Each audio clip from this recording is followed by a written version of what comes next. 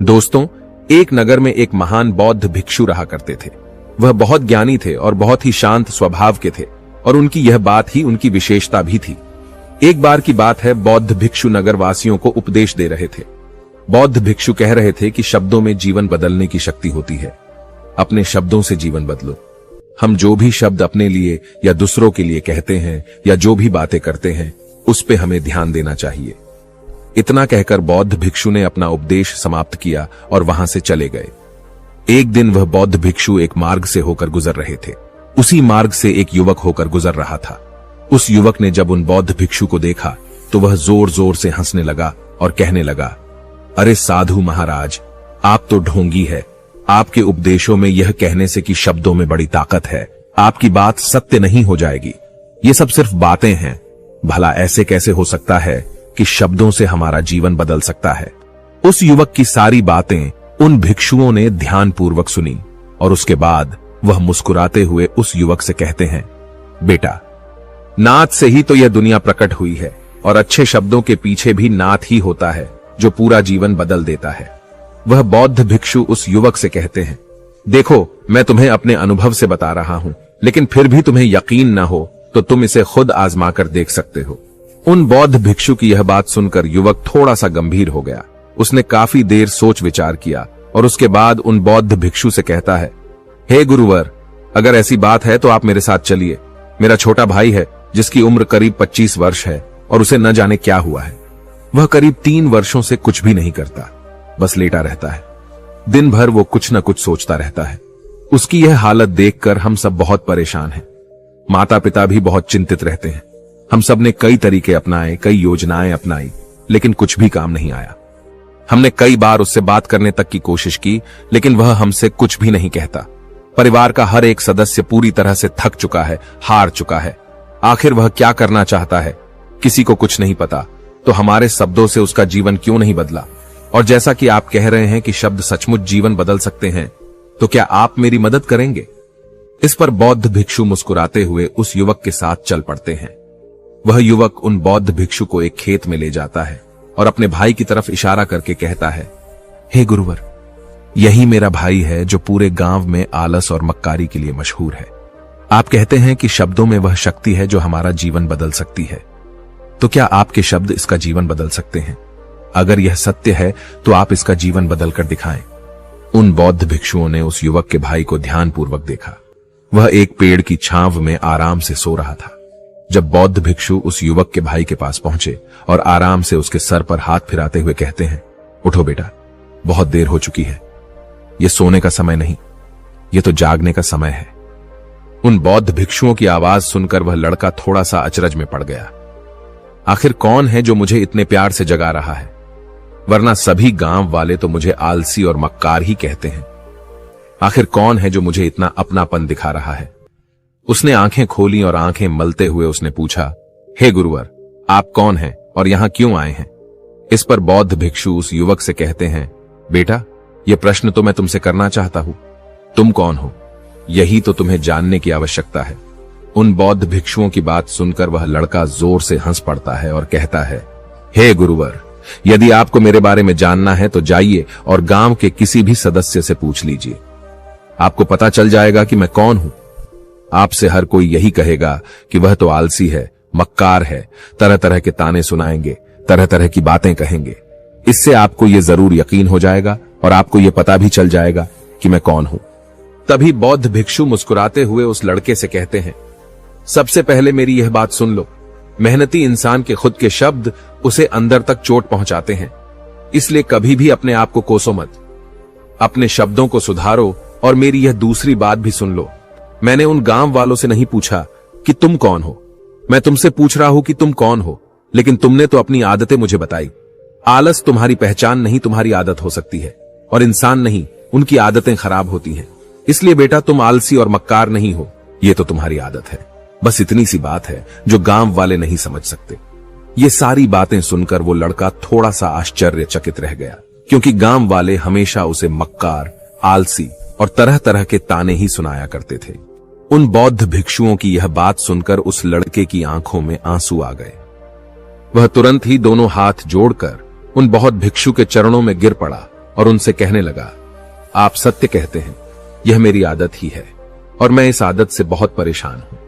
मैंने बहुत कोशिशें भी की, लाख उपाय किए, लेकिन मैं अपनी इस आदत से छुटकारा ना पा सका। इन आदतों से बाहर आना बहुत कठिन है। मैंने कई बार आलस छोड़ने का प्रयास तक किया, पूरी कोशिश भी की, लेकिन कोई लाभ नहीं हुआ। मैं जब भी कोई कार्य करने की कोशिश करता हूं तो पता नहीं क्यों मेरा मन कहीं और भागने लगता है। मेरा दिमाग किसी और दिशा में काम करने लगता है और मैं उस काम पर ध्यान ही नहीं दे पाता। मैं क्या करूं, कैसे करूं, मुझे कुछ भी समझ नहीं आता। जब भी मैं किताबें पढ़ने की कोशिश करता हूं तो मुझे नींद आने लगती है। मन में एक अजीब सा दर्द महसूस होता है। ऐसा लगता है कि मेरा जीवन यूं ही व्यर्थ जा रहा है और जब मैं इस दर्द को बर्दाश्त नहीं कर पाता तो मैं सो जाता हूं, ताकि जब मैं उठूं तो मुझे दर्द न महसूस हो। और अब तो मुझे यह भी यकीन हो चुका है कि मैं इन आदतों से नहीं निकल सकता। ये आदतें मुझे नहीं छोड़ने वाली।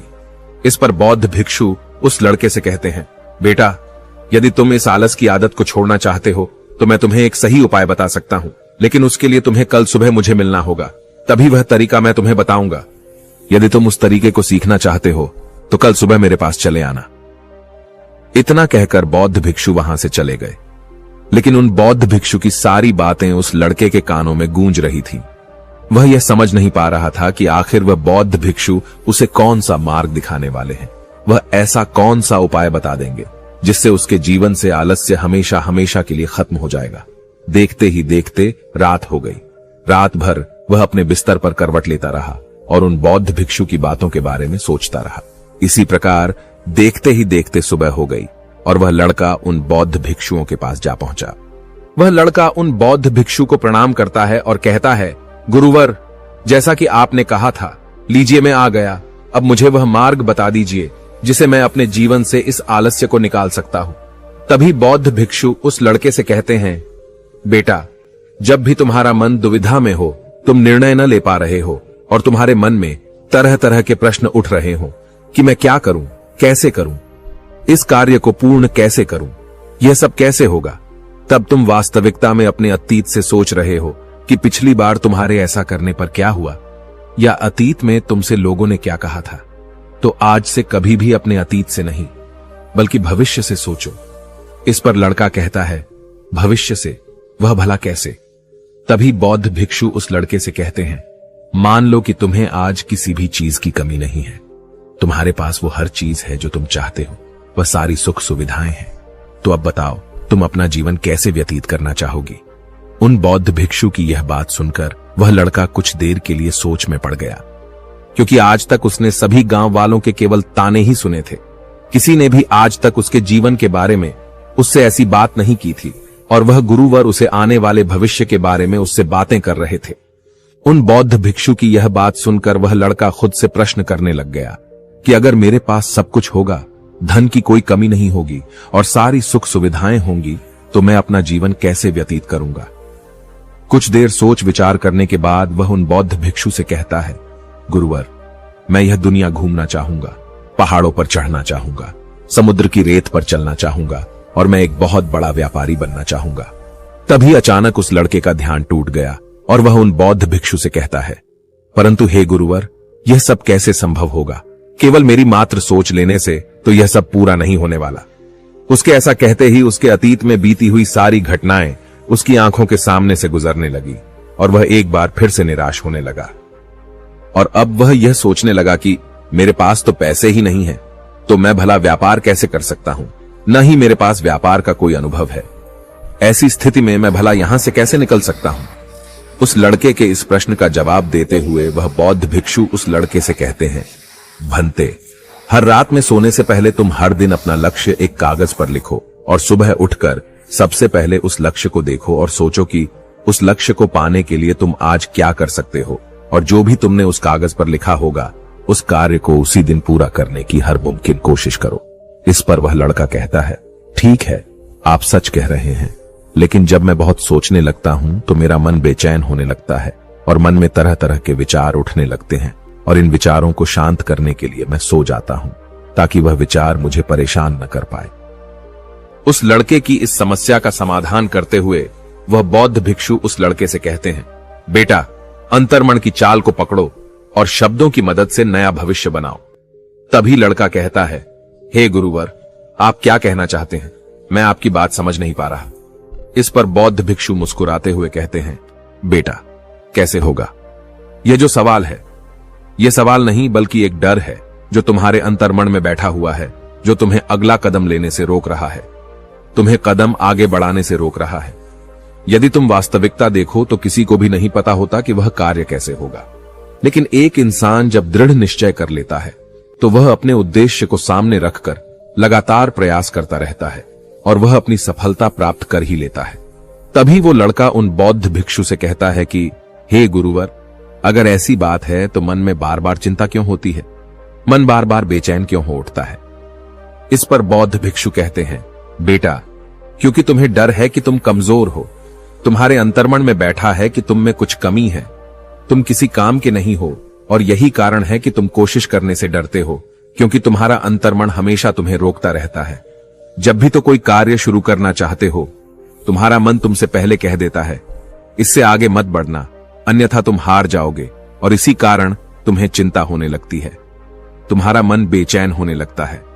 तभी वो लड़का कहता है, गुरुदेव, आपने जो कुछ भी कहा वो बिल्कुल सत्य है, लेकिन अब आप ही मुझे बताइए कि मैं इस परेशानी से बाहर कैसे निकलूं?